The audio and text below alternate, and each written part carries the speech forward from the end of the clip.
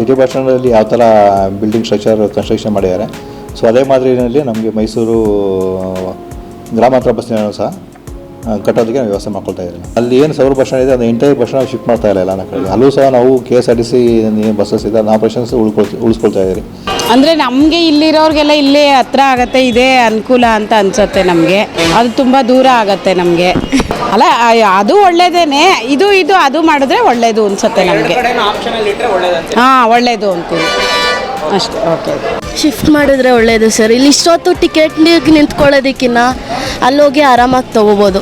ಎಷ್ಟೊತ್ತೋ ನಿಂತಿರ್ತೀವಿ, ಅವರೆಲ್ಲ ಬೇಗ ಹೊಟ್ಟೋಗ್ತಾರೆ, ನಾವು ನಿಂತ್ಕೊಂಡು ಇಲ್ಲಿ ಗಲಾಟೆ ಮಾಡಬೇಕಾಗತ್ತೆ. ಅದಕ್ಕೆ ಶಿಫ್ಟ್ ಆದರೆ ಒಳ್ಳೆಯದು ಅನಿಸುತ್ತೆ ಸರ್.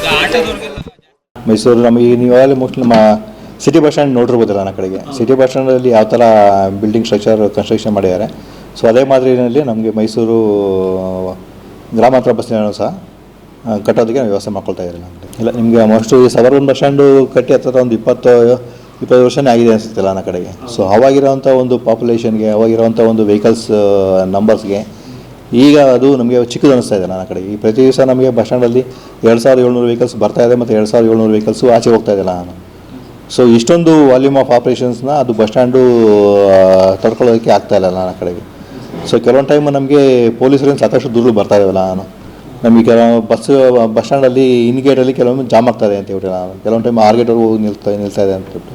ಮತ್ತು ಈ ಒಂದು ನಮ್ಮ ಕೆಲವೊಂದು ಟೈಮ್ ವೆಹಿಕಲ್ಸ್ ಒಳಗಡೆ ಬಂದರೂ ಸಹ ಬಸ್ ಒಂದು ಕಡೆಯಿಂದ ಒಂದು ಸರಿ ಬಂದು ಮತ್ತು ಆಚೆ ಹೋಗೋದಕ್ಕೆ ಅದು ಒಂದು 10 ರಿಂದ 12 ನಿಮಿಷ ತೊಗೊಳ್ತಾ ಇದೆ ಅಂತ ಹೇಳ್ಬಿಟ್ಟು ನಮಗೆ ವಿಷಯ ಬರ್ತಾ ಇದೆ. ಸೊ ಅದರಿಂದಾಗಿ ಬಸ್ ಸ್ಟ್ಯಾಂಡ್ ಸ್ವಲ್ಪ ಇಕ್ಕಟ್ಟಾಗಿ ಒಂದು ಕಾರಣಕ್ಕೋಸ್ಕರ ಮೈಸೂರಲ್ಲಿ ಇನ್ನೊಂದು ಬಸ್ ಸ್ಟ್ಯಾಂಡ್ ಕಟ್ಟೋ ಒಂದು ಕಲ್ಪನೆ ಮೂಡಿ ಬಂದಿದೆ.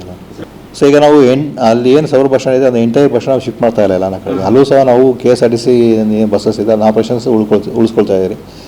ಸೊ ನಾವು ಅಲ್ಲಿ ಸೌರ ಬಸ್ ಸ್ಟ್ಯಾಂಡಲ್ಲಿ ಪ್ರೆಸೆಂಟ್ ಏನಿದೆ ಅಲ್ಲಿ ಮೈಸೂರು ಡಿಸ್ಟಿಕ್ಕಿಂದ ಏನು ತಾಲೂಕುಗಳಿದೆ ಪ್ಲಸ್ ನಮ್ಮ ಸುತ್ತಮುತ್ತ ಡಿಸ್ಟಿಕ್, ಉದಾಹರಣೆಗೆ ಮಂಡ್ಯ, ಹಾಸನ, ಚಾಮರಾಜನಗರ, ಇಲ್ಲಿ ಇಂಥ ಪ್ಲೇಸಿಲಿಂದ ಬರುವಂಥ ಸರ್ವಿಸಸ್ ಮಾತ್ರ ನಾವು ಈಗಿರೋ ಸೌರ ಬಸ್ ಸ್ಟ್ಯಾಂಡಲ್ಲಿ ಉಳಿಸ್ಕೊಂಡು ಇನ್ನು ಲಾಂಗ್ ರೂಟ್ ಅಂತ ಏನು ಬರ್ತಾ ಇದೆ, ಉದಾಹರಣೆ ಬೆಂಗಳೂರು, ಶಿವಮೊಗ್ಗ, ತುಮಕೂರು, ಹುಬ್ಬಳ್ಳಿ ಅಂಥ ಗಾಡಿಗಳನ್ನು ನಾವು ನೂತನವಾಗಿ ಏನು ಬಸ್ ಸ್ಟ್ಯಾಂಡು ಕಟ್ತಾ ಇರಿ ಅಲ್ಲಿಗೆ ಶಿಫ್ಟ್ ಮಾಡೋದಕ್ಕೆ ಒಂದು ಯೋಜನೆ ನಾವು ಹಾಕ್ಕೊಂಡಿದ್ದೀರಲ್ಲ. ಸೊ ಬಸ್ ಸ್ಟ್ಯಾಂಡ್ ಈ 127 ಕೋಟಿಗೆ ಇದು ಕ್ಯಾಬಿನೆಟ್ ಅಪ್ರೂವಲ್ ಆಗಿದೆ ನನ್ನ ಕಡೆ. ಈ 127 ಕೋಟಿಯನ್ನು ಗೌರ್ಮೆಂಟು ಮತ್ತು ಡಲ್ಟು ಪ್ಲಸ್ ನಮ್ಮ ಡಿಪಾರ್ಟ್ಮೆಂಟು 3 ಸಂಸ್ಥೆಗಳು ಸೇರಿ ಮತ್ತು ಸಂಪನ್ಮೂಲ ಕ್ರೋಢೀಕರಿಸಿಕೊಂಡು ಈ ಬಸ್ ಸ್ಟ್ಯಾಂಡ್ ಕಟ್ಟೋದಕ್ಕೆ ಒಂದು ಯೋಜನೆ ಮಾಡಲಾಗಿದೆ.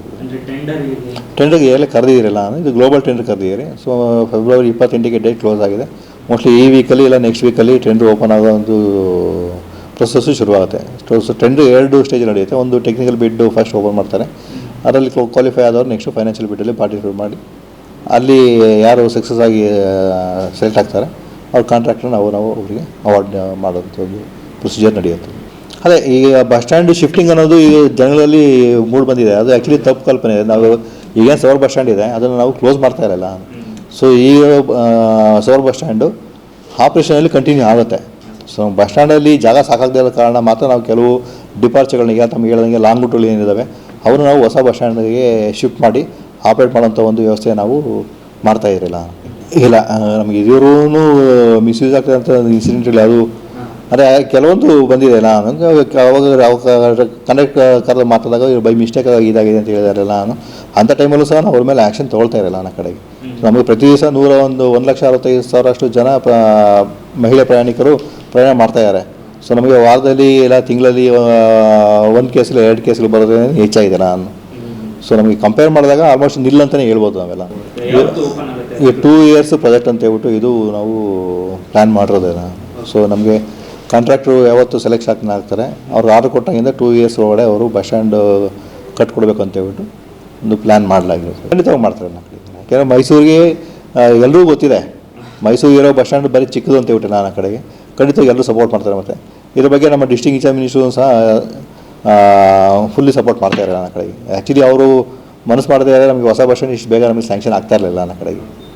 ಸೊ ಇದರಿಂದ ನಮ್ಮ ಡಿಸ್ಟ್ರಿಕ್ಟ್ ಇನ್ಚಾರ್ಜ್ ಮಿನಿಸ್ಟ್ರು ಮತ್ತು ಮಾನ್ಯ ಮುಖ್ಯಮಂತ್ರಿಯವರು ಸಹ ಮೈಸೂರವರಾಗಿರೋದ್ರಿಂದ ಮೈಸೂರಿಗೆ ಒಳ್ಳೆ ಬಸ್ ಸ್ಟ್ಯಾಂಡು ಬರಲಿ ಅನ್ನೋದು ನಮ್ಮೆಲ್ಲರ ಆಶೆ. ಮತ್ತು ಮೈಸೂರಿಗೆ ಒಂದು ಅವಶ್ಯಕತೆ ಇದೆ ಎಲ್ಲ. ಅಂದರೆ ನಮಗೆ ಇಲ್ಲಿರೋರಿಗೆಲ್ಲ ಇಲ್ಲೇ ಹತ್ರ ಆಗುತ್ತೆ, ಇದೇ ಅನುಕೂಲ ಅಂತ ಅನಿಸುತ್ತೆ ನಮಗೆ.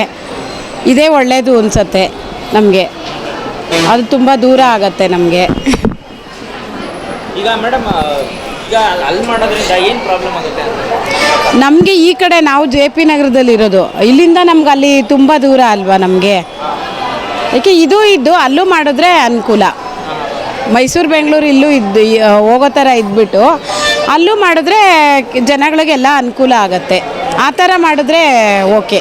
ಈಗ ಮೈಸೂರಿಂದ ಅಲ್ಲಿ ಇರೋರಿಗೆ ಆಗಿರ್ಬೋದು, ಅಲ್ಲಿ ಬ್ಯಾಂಗ್ಳೂರಿಗೆ ಬರೋರಾಗಿರ್ಬೋದು, ಬನ್ನಿ ಮಂಟಪಕ್ಕೆ ಹೋಗೋದಕ್ಕೆ ಆಟೋ ಚಾರ್ಜ್ ಆ ಥರ ಎಲ್ಲ ಕೊಡಬೇಕು ಅಂತ ಎಲ್ಲ ಕೆಲವರು ಮಾತಾಡ್ತಿದ್ರು. ಆಟೋದವರು ಡಬಲ್ ರೇಟ್ ಹೇಳ್ತಾರೆ, ಏನಾದ್ರು ಹಬ್ಬ ಹರಿದಿನ ಇರೋ ಟೈಮಲ್ಲಿ ಆ ಥರ ಎಲ್ಲ ಪ್ರಾಬ್ಲಮ್ ಆಗುತ್ತೆ ಹೇಗೆ ಅಂತ? ಅದೆಲ್ಲ ಅವರು ನೋಡ್ಕೋಬೇಕು, ನಾವು ಹೇಳೋಕ್ಕಾಗೋದಿಲ್ಲ. ಅವರು ಜನಗಳ ಅಭಿಪ್ರಾಯ, ಅವರು ಯಾವ ಥರ ಅವ್ರಿಗೆ ಹತ್ರ ಆಗುತ್ತೆ ಆ ಥರ ಇದು ಮಾಡ್ಕೋಬೋದು ಅಲ್ವಾ. ನಿಮ್ಮ ಪ್ರಕಾರ ಇಲ್ಲಿ ಮಾಡೋದ್ರಿಂದ ಒಳ್ಳೆಯದ ಕೆಟ್ಟದ? ಅಲ್ಲ ಅದು ಒಳ್ಳೇದೇನೆ. ಇದು ಅದು ಮಾಡಿದ್ರೆ ಒಳ್ಳೇದು ಅನ್ಸುತ್ತೆ ನಮಗೆ. ಆಪ್ಷನಲ್ಲಿ ಇಟ್ಟರೆ ಒಳ್ಳೇದಂತೆ. ಹಾಂ, ಒಳ್ಳೇದು ಅಂತೀವಿ. ಶಿಫ್ಟ್ ಮಾಡಿದ್ರೆ ಒಳ್ಳೆಯದು ಸರ್. ಇಲ್ಲಿ ಇಷ್ಟೊತ್ತು ಟಿಕೆಟ್ಗೆ ನಿಂತ್ಕೊಳ್ಳೋದಕ್ಕಿಂತ ಅಲ್ಲೋಗಿ ಆರಾಮಾಗಿ ತೊಗೋಬೋದು.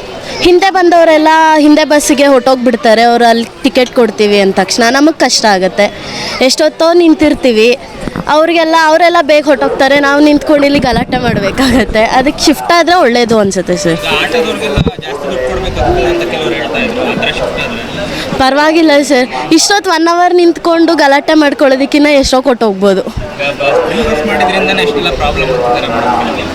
ಫ್ರೀ ಬಸ್ ಇಲ್ಲ ಅಂದ್ರೂ ಒಳ್ಳೆಯದೇ ಸರ್.